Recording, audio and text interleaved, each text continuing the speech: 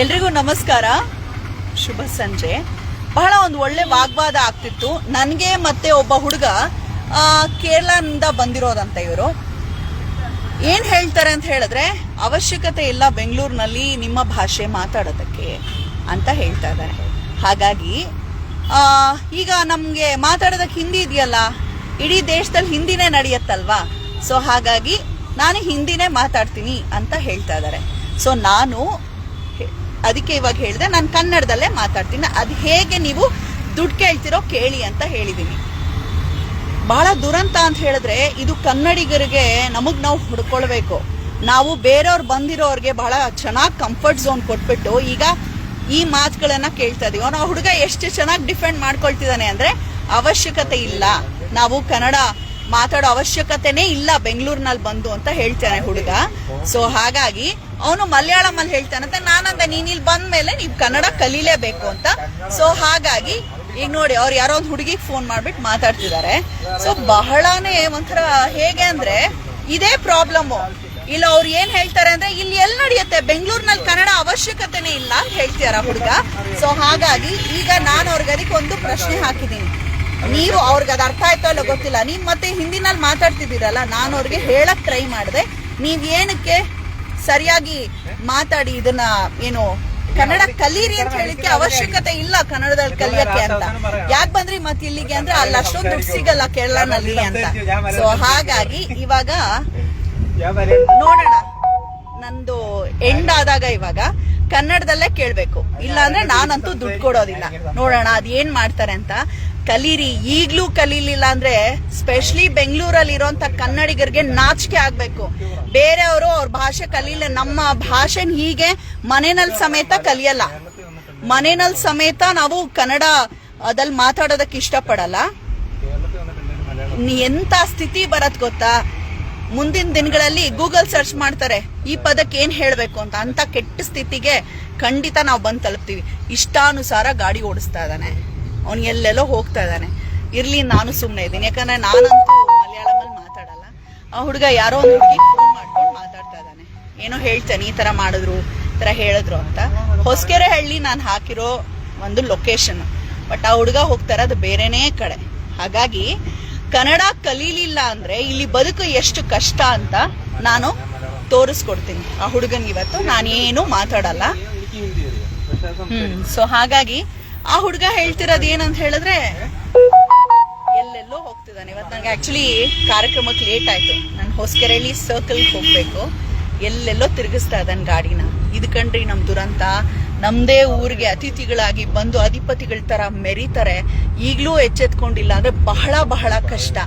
ಹೆಂಗ್ ಮಾತಾಡ್ತಾನೆ ಅಂದ್ರೆ, ಚಿಲ್ಟಾರಿ ಪಿಲ್ಟಾರಿಗಳು ಹಿಸ್ಟ್ರಿ ಸರಿಯಾಗಿ ತಿಳಿದುಕೊಳ್ದಿರಾ ತಲೆಯೆಲ್ಲ ಮಾತಾಡ್ತಾರೆ. ಅದಕ್ಕೆ ನಾವು ತಲೆ ಆಡಿಸ್ಬೇಕಾ?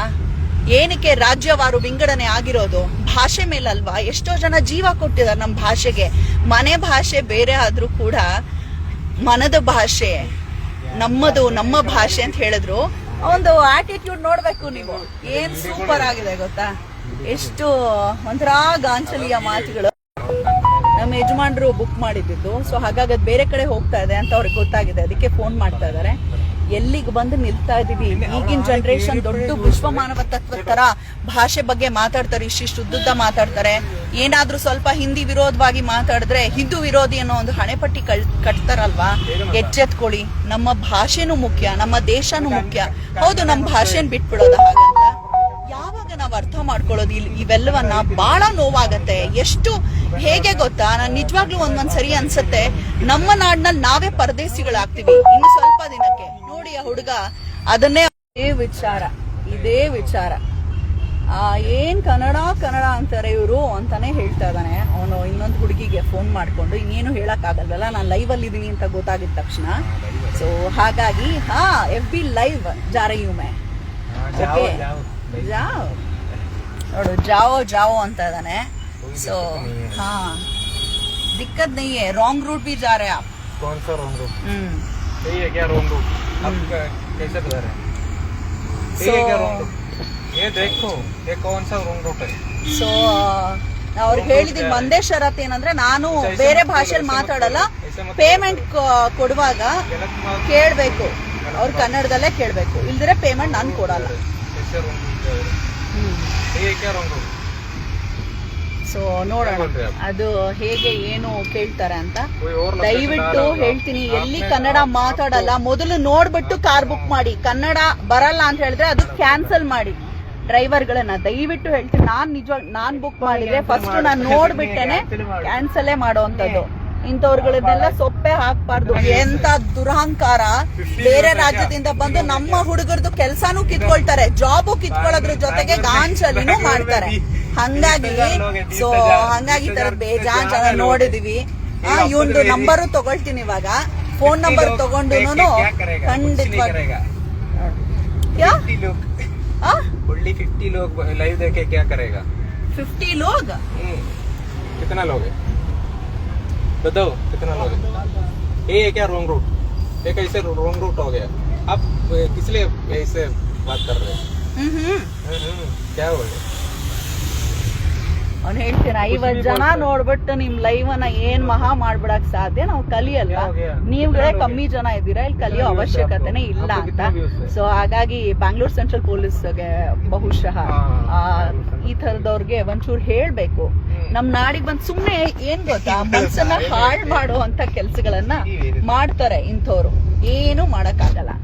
ಸೊ ಒಂದು ಚೂರು ನೀವು ಇನ್ಮೇಲೆ ದಯವಿಟ್ಟು ನಿಮ್ಮೆಲ್ಲರಲ್ಲಿ ಕಳಕಳಿಯ ಪ್ರಾರ್ಥನೆ ಏನಪ್ಪಾ ಅಂತ ಹೇಳಿದ್ರೆ, ಪಾಪ ತಿನ್ನ ಗತಿ ಇಲ್ದೆ ನಮ್ಮೂರಿಗೆ ಬಂದು ಬಿದ್ದಿರ್ತಾರೆ ಇವರು.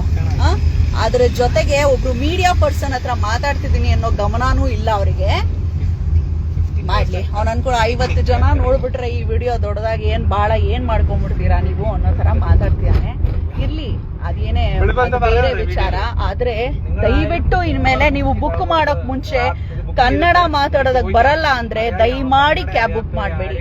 ಹೌದು, ಬೇರೆಯವ್ರು ಯಾರ್ ಬೇಕಾದ್ರೂ ಬರ್ಲಿ, ಆದ್ರೆ ನನ್ನ ಭಾಷೆ ಕಲಿಯಲ್ಲ, ಅಯ್ಯೋ ಹಿಂದಿ ಬರತ್ತಲ್ಲ ನಾನೇನಕ್ ಕಲಿಬೇಕು ಅಂತ ಹೇಳೋ ಅಂತ ದುರಹಂಕಾರದ ಮಾತುಗಳನ್ನ ಆಡ್ತಾರೆ ಅಂದ್ರೆ ದಯವಿಟ್ಟು ಸಹಿಸ್ಬೇಡಿ. ನನಗೆ ಆಕ್ಚುಲಿ ಲೇಟ್ ಆಗಿದೆ, ಬೇರೆ ಕಡೆಗೆ ತಗೊಂಡ್ ಬಂದಿದ್ದಾನೆ ಇವನ್ ಗಾಡಿನ. ಆದರೂ ರಾಂಗ್ ಆಗೇ ಬಂದಿರೋದು. ರೂಟ್ ಎಲ್ಲೋ ಬೇರೆ ಕಡೆನೆ. ಅವ್ನ ಹಣೆ ಬರಕೋ ನನ್ನ ಹಣೆ ಬರಕೋ ಸರಿಯಾದ ಜಾಗದಲ್ಲಿ ಗಾಡಿ ಬಂದಿಲ್ಲ. ಇರ್ಲಿ, ಸೊ ದುಡ್ಡನ್ನ ಕೊಡ್ತೀನ ಇಲ್ಲೋ ಗೊತ್ತಿಲ್ಲ, ಆಮೇಲೆ ಅಪ್ಡೇಟ್ ಮಾಡ್ತೀನಿ. ನೋಡೋಣ ಅವನೇನ್ ದುಡ್ಡು ಕೇಳ್ತಾನೆ ಮಾಡ್ತಾನೆ ಅಂತ. ಹಾಗಾಗಿ ಸುಮ್ನೆ ಹೋಗ್ತಾ ಇದ್ದಾನೆ, ಮಾಡ್ತಾ ಇದ್ದಾನೆ. ಇದು ಸರಿ ಇಲ್ಲ, ಜಾಗ ನಿಲ್ಸಿರೋದು ಸರಿ ಇಲ್ಲ. ಸೊ ನಾನು ಇಟ್ಬಿಟ್ಟು ನಾನು ಮಾತಾಡ್ತೀನಿ. ದಯಮಾಡಿ ಇಂಥವ್ರು ಒಂದೇ ಕಳಕಳೆಯ ಪ್ರಾರ್ಥನೆ, ಯಾರಿಗೋ ಬುದ್ಧಿ ಕಲಿಸ್ಬೇಕು ಅಂತಲ್ಲ, ಮೊದಲು ನಾವು ಬುದ್ಧಿ ಕಲಿಬೇಕು ಇಂಥವ್ರಿಂದ. ಸೊ ದಯಮಾಡಿ ಅಪ್ಪಿ ತಪ್ಪಿ ಕೂಡ ಇಂಥವ್ರನ್ನ ಎಂಟರ್ಟೈನ್ ಮಾಡಬೇಡಿ. ಮತ್ತೆ ಇಂಥವ್ರ ಏನು ಕಂಟೆಂಟ್ ಮಾಡ್ಕೊತಾ ಇದೀನಿ ಅಂತಾನೆ. ಸೊ ದಯಮಾಡಿ ಇಂಥ ಸೊಕ್ಕಿರೋ ಅಂತ ನನ್ನ ಮಕ್ಕಳನ್ನ ಫಸ್ಟ್ ಆಫ್ ಆಲ್ ಫೋನ್ ಮಾಡಿದಾಗ ಕನ್ನಡದಲ್ಲಿ ಮಾತಾಡಿದ್ರೆ ಮಾತ್ರ ಕ್ಯಾಬ್. ನಾನ್ ಪೇ ಮಾಡಲ್ಲ.